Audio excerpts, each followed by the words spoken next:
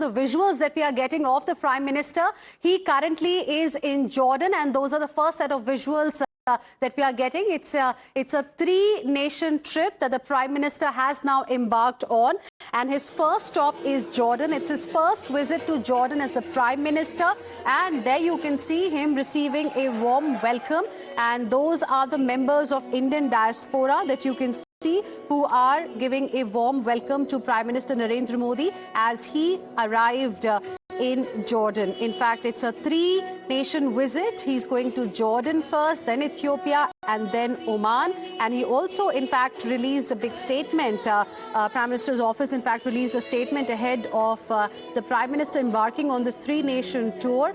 And Prime Minister mentioned that these three nations, in fact, with which India shares both age-old civilizational ties as well as extensive contemporary bilateral relations. He said that first he's going to be visiting Jordan on the invitation of His Majesty King Abdullah, and the historic visit is going to mark 75 years of the establishment of diplomatic relations between the two countries.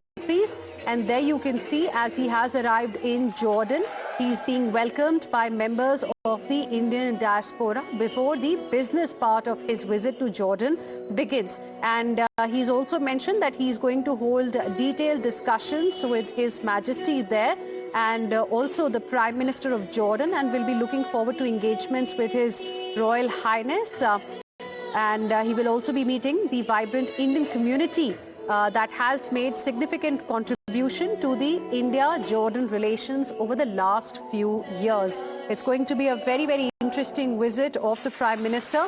After Jordan, his next step is going to be Ethiopia, and then he will be visiting Oman. And this is very interesting because as far as Jordan is concerned, if I'm not wrong, it's its first visit as the Prime Minister, and the idea is to further strengthen the ties between both the countries.